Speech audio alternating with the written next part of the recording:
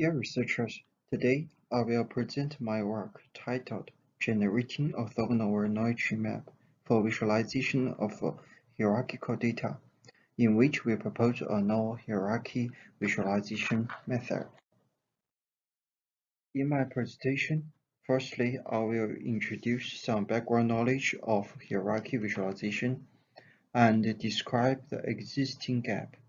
Then the proposed orthogonal Voronoi tree map is detailedly introduced.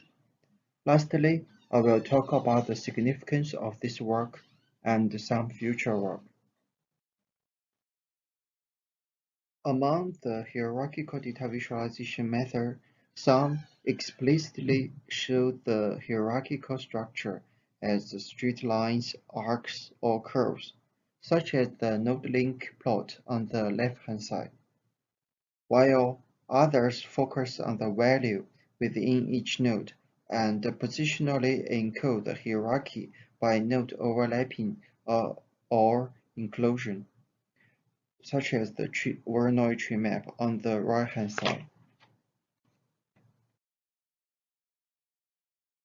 For implicit hierarchy visualization method, in terms of space partition strategy, we divide them into two categories, site-based and non-site-based method.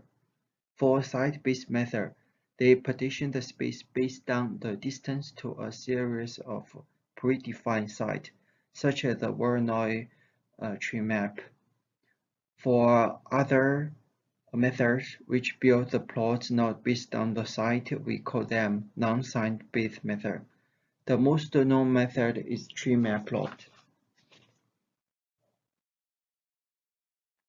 Tree map plot has the advantage of TD layout. It is convenient for the viewer to compare the area of different rectangles, but tree map is not flexible for data changes. It means that if the data values are changed and the layout will be totally different, so it's not suitable for dynamic data. Meanwhile, although Voronoi tree map is suitable for dynamic data, the polygonal shape is not easier for the viewer to compare the area of two cells. So can we find a balance? Our objective is to propose a novel hierarchical data visualization method. It can show the value of each node and flexible to value change and easier for user to compare the size of each node. Hence, here we propose our site-based orthogonal Voronoi tree map method to cover these three requirements. To achieve this, we first define a new distance function in order to generate an orthogonal segmentation between two sides.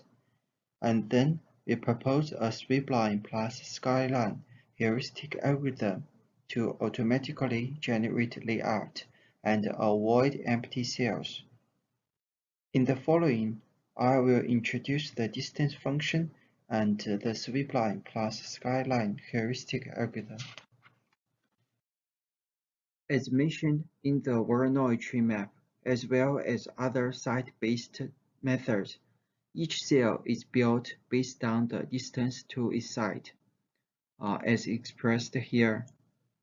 So the distance function determines the shape of the cell. To build an orthogonal cell, we define the distance function by considering the relative distance to two sides rather than one side. Here we consider the x-axis difference x delta ij and the y-axis difference y delta ij. Then two kinds of relative positions between site Si and Sj are considered here. For the top case, we can find that S delta ij is larger than y delta ij, so Si and Sj are horizontal neighbors. Then the distance between point P and site Si is the distance here. which is xp minus xij. Then for the bottom case, where site Si and Sj are vertical neighbors, then the distance between point P and site Si is this distance, vertical distance. Additionally, we consider the weight associated with each site. The new distance function can be expressed here. Directly applying this distance function for segmentation is not easy and may lead to empty cells. Here we show one scenario in which empty cell may be generated. It's a multiple site case. When coping with multiple sites, the distance function may lead to a tie, such as the case illustrated here. We have point B as the origin of the coordinate, and also we have site S1, site S2, and site S3 around point B. So we need to calculate the distance between point P to these three sites in order to decide which site it should belong to. When we considering the site pair S2 and S3, we can find that the S2 and S3 are horizontal neighbors. So the distance between point P to point to S2 is 4. And the distance between point P0 to S3 is 6. So here we can see that point P0 is belong to S2. But later when we consider the side pair S1 and S3, we can find that they are vertical neighbors. So the distance between point P0 to S1 is 4. And the distance between point P0 to site S3 is 3. So here we can see that P0 is belong to S3. So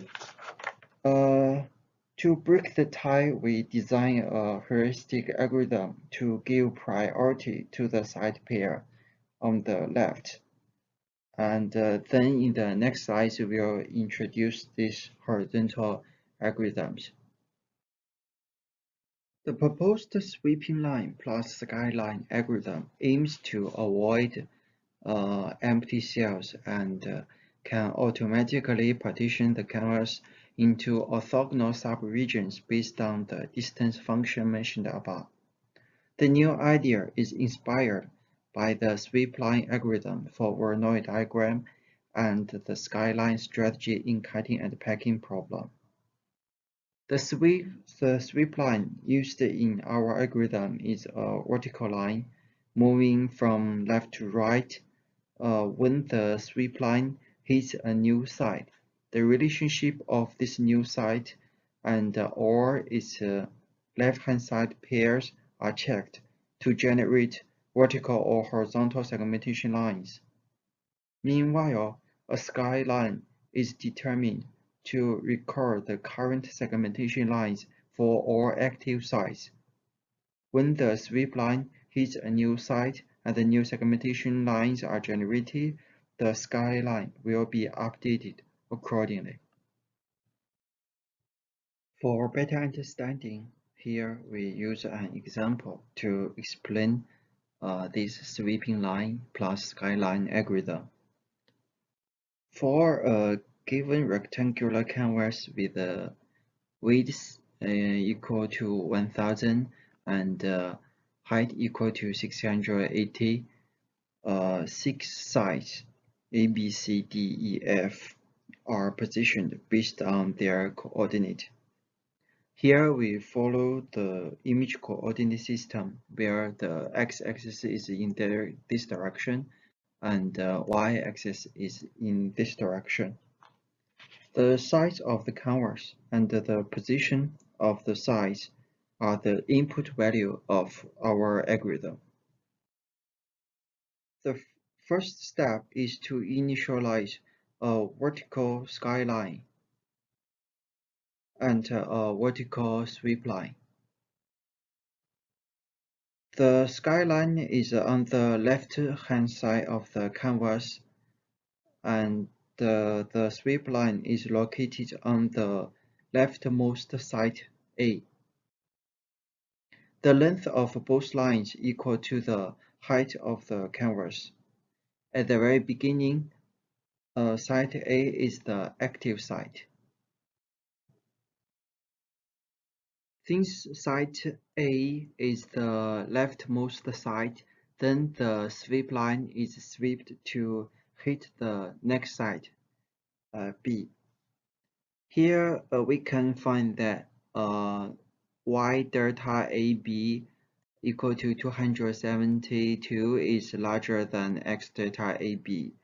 So SA and SB are vertical neighbors, and a horizontal line is generated between SA and SB.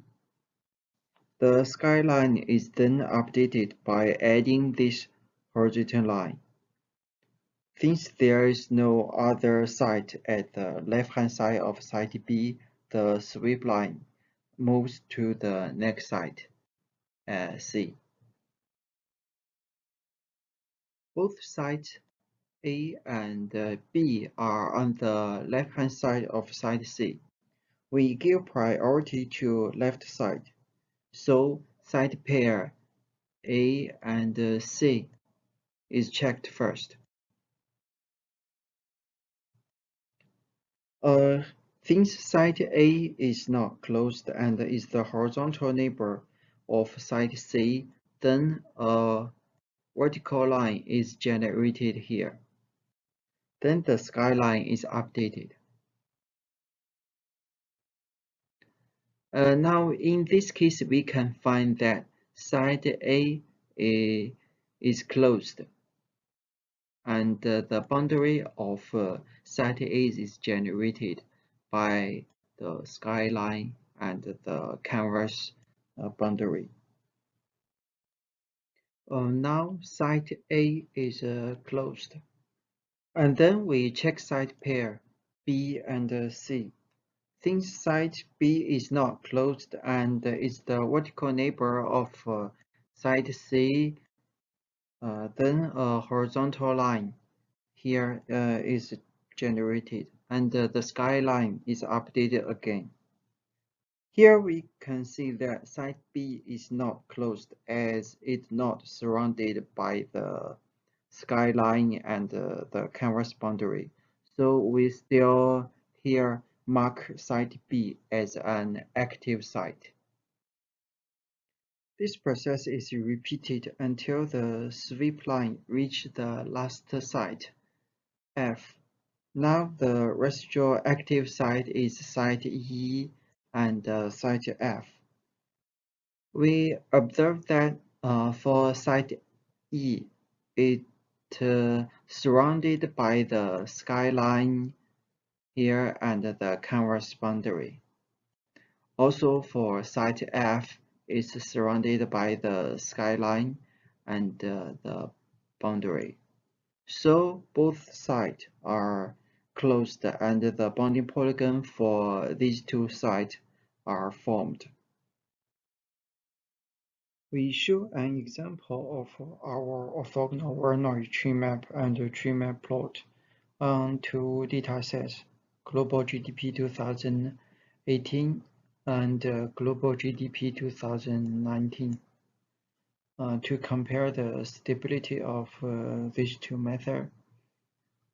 Here we plot the tree map plot on these two datasets.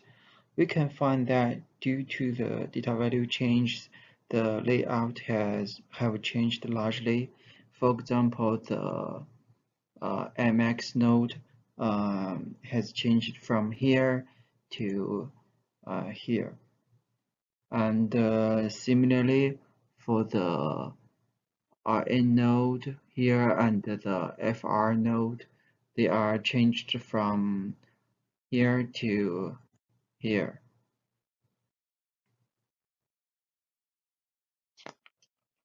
Meanwhile, for our orthogonal Voronoi tree map, we also take the three node FR, IN, and MX node as examples. We can find that in our VOR plot, although the values change, these two plots have similar layout. Conclusion. So in this work, we have proposed a novel site-based implicit hierarchy visualization method with nested orthogonal rectangles for dynamic data to preserve layout stability and tidiness. Future work. Firstly, we plan to add some quantitative evaluation, such as the computation complexity of our algorithm and the computation time. Secondly, we plan to add a user study for size comparison to evaluate the tidiness of our algorithm. Thirdly, we plan to improve our algorithm to handle some thin strips in our layout.